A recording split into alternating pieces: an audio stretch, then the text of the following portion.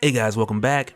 So now, even though King in Black has come to its conclusion, I wanted to hop back in and talk about a bit more as far as the tie-ins, because there are some things that have taken place within this event, or better yet, some changes that have been made that are sticking around even after the conclusion. So let's get into it. But first, if you're new to the channel, be sure to subscribe to catch the spells every week, and don't forget to hit that bell up top so you can squat up in the comments for the first hour. Alright, so just before we get to breaking this down, I gotta take a minute and explain why Johnny Blaze is dragging Mephisto through the streets, because this tie-in is coming straight out of your 2019 Ghost Rider by Ed Brisson, which starts off with Johnny Blaze as the King of Hell, and that in itself was a continuation from the events from Doctor Strange Damnation. And I did a video back at the time kind of breaking down the groundwork of how all this started off, with Johnny being corrupted by Hell while also dealing with the threat of Lilith, who wants to take the throne from Johnny, and on top of that, him reaching out to Danny Ketch for help. And I got that link down below if you need to go over any of that before going forward with Ghost Rider in King in Black. But just to kind of take it a bit further and bridge the gap from there to here, like one of the main problems that Johnny was facing as the new King of Hell was that demons kept escaping, which is what he called Danny for as far as help. But then on top of that, like with Johnny going after each one of these demons and trying to drag them back to hell, his corruption would get worse and it would drive him further into madness, which is what then led him to go get Mephisto from Doctor Strange so that he could tell Johnny, the new king, who only really has a few months of experience, how to keep these demons from escaping over and over again. And it was from there where Johnny broke Mephisto out from the cell and just took off with Mephisto. And it was crazy at the time too, because Johnny had used the damnation stare on Wong, like it was bad. But on top of that, at this time in King in Black, you also have Lilith, who's in hell, rallying the demons to her side with the intention of taking the throne from Johnny. But as far as like Lilith's background, I talk about more of it in the previous Ghost Rider King of Hell video. But long story short, she's the ex-wife of Satan, and she's been studying magic since before the dawn of man. So in other words, Johnny's just not ready for this smoke. But in the case of Johnny, like heading into King in Black, like just before the tie-in begins, Johnny was actually cleansed from his corruption with the help of Doctor Strange, Danny Ketch, the Punisher, Caretaker, and Wolverine. So at this point, he's back to being Johnny again. Mephisto's still on a leash, and Lilith is still in hell, waiting to throw hands. But on his way to that fight, like a flock of symbiote dragons just swoop over their head, and they're all heading straight for New York City. And with seeing this, of course Mephisto messes with Johnny, telling him not to worry about it. They're only heading towards 8 million people, and who knows, they could be friendly dragons. But Johnny just doesn't want to take that chance, because if he were to just ignore this whole event happening, millions could die aside from him confronting Lilith.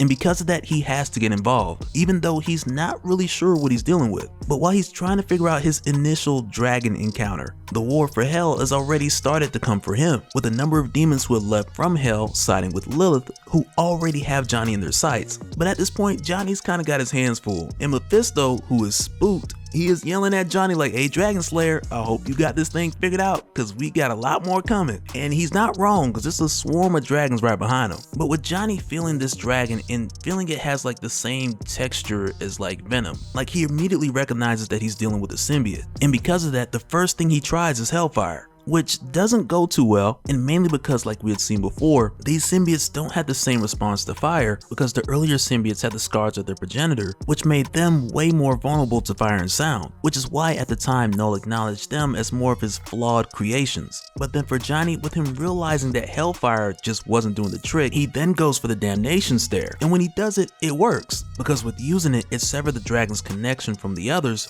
which then made it come crashing down. And when it does, Johnny then figures that, okay, now I gotta figure out how to kill this thing. But as it crashes, it then is decapitated by none other than Danny Ketch, who at this point in time, you might have noticed, he's made some changes, which also had taken place within your 2019 Ghost Rider series, because at the time he had underwent a transformation after taking on the spirit of corruption, which now has potentially given him the power to kill a Ghost Rider, which he nearly did in the case of Johnny, but fortunately Wolverine and Doctor Strange stepped in, and that's like the only reason Johnny's still with us right now. But to point a couple things out, like with Johnny crash landing here after doing the damnation stare, like for one, doing that stare on the dragon, it took a lot out of him, and as he described describes it like using the damnation stare, it felt like his head was gonna explode. But at this point with Danny, who just tells Johnny to call him Death Rider, which Johnny kind of scoffs at, but Danny didn't want to take the name of Necrosis because that was a previous spirit of corruption, and Danny just kind of wanted to do his own thing. But then while they're talking, Johnny turns around and he sees Blackheart, and immediately he's just like, what is he doing here?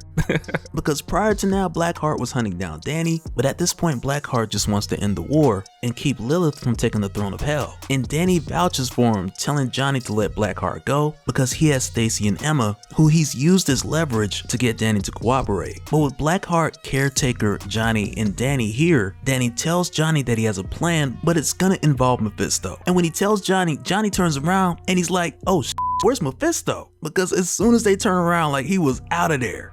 And Mephisto, who's a good ways down the street, and he's all out of breath. He like, man, I'm gonna skip town. Like, I don't want no parts of this. But then while he's running, these demons who haven't sided with Lilith, they acknowledge Mephisto as their true king, and they try to wave him down and stop him. But then the symbiotes jump onto the demons, and we got symbiote demons, like nullified symbiote demons. And as soon as this happens, they like circle around Mephisto, separating him from the others, but not in a protective kind way like they were trying to before. And even like when this happens, like they still don't know how to kill the symbiotes. But Blackheart doesn't care. He's the first one to jump in, and he tells the others to just distract the symbiotes while he goes for his dad. But even with this plan, that's not really even a plan, because it's really just a solution to buy some time. But with them being overwhelmed, Caretaker tells Johnny to hit them with the damnation stare, which still is risky for Johnny to do at this point because it takes a lot out of him. And that was in the case of just Knull symbiotes alone. But even still, with that being the situation, Johnny still tries, but these symbiote demons are deep, and they're like wrapping around his eyes before he can finish the stare. But then Danny is able to help Johnny just enough to just give him a few more seconds, which fortunately was just long enough for Johnny to get off a damnation stare. And then on top of that, because all these demons were infected with one symbiote or one organism, the damnation stare freed all of them, stopping the fight for the time being. And when this happened, like Mephisto, he approached one of the little ones and asked him like, what was this plan? Like, did he side with Lilith? And it told Mephisto like it didn't side with Lilith, and of course it didn't have a plan either.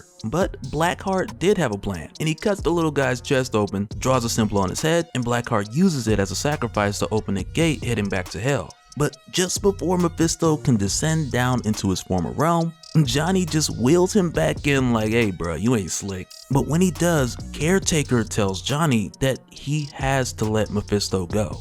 Because like I mentioned earlier, Johnny, he's not ready for Lilith. And if Johnny faces Lilith, he will lose. And after he loses to her, she's not gonna stop at hell. She's coming to Earth next, after she kills Johnny. And that in itself is gonna be a whole nother threat, versus them going against Mephisto, which they've done a number of times before. And of course, Johnny, he doesn't like the sound of the idea, especially after everything he went through to become the king, just to hand it right back to Mephisto, who killed Johnny's family and cursed him in the first place. But Danny then lets Johnny know, like, Sarah is right, Caretaker is right. And as much as Danny hates to, he stands behind Caretaker with this decision. Because in this case, they pretty much just have to trust the King of Lies. But Danny lets Johnny know, like, if it comes down to it, if he needs to, he'll go down to hell himself and kill Mephisto. And when this happens, Johnny gives Mephisto back the throne. Because for Mephisto, he's been dealing with Lilith trying to take over the throne for millennia. And because of two world-ending events happening at one time, Johnny's hand was essentially forced. But when this happens, like while Mephisto is leaving, he takes a piece of that dragon symbiote and he tells him he'll dispose of it within the cauldron of the infinite cosmic flame, which was a gift from Dormammu. And man, like,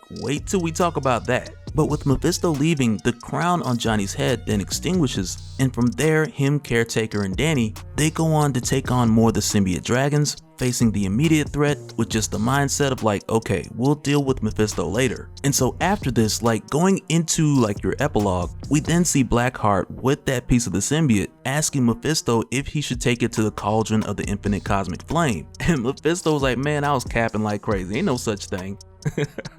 Like he literally tells him like he just put a bunch of words together, and he really just wanted to take a piece of that symbiote in case he needed it for a rainy day.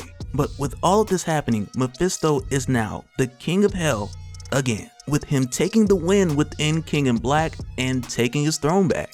And really, if you ask me, he just got lucky because the circumstances just happened to fall in his favor. And so now real quick, I want to give a special shout out to all the patrons. Thank you guys for all of your support. And for anyone who's new here, who wants more information on how to support the channel, I got a link below so we can go to patreon.com/dopespill. But that'll do it for this one, guys. Let me know your thoughts down in the comments below, and we'll do it again on the next one. Alright, later.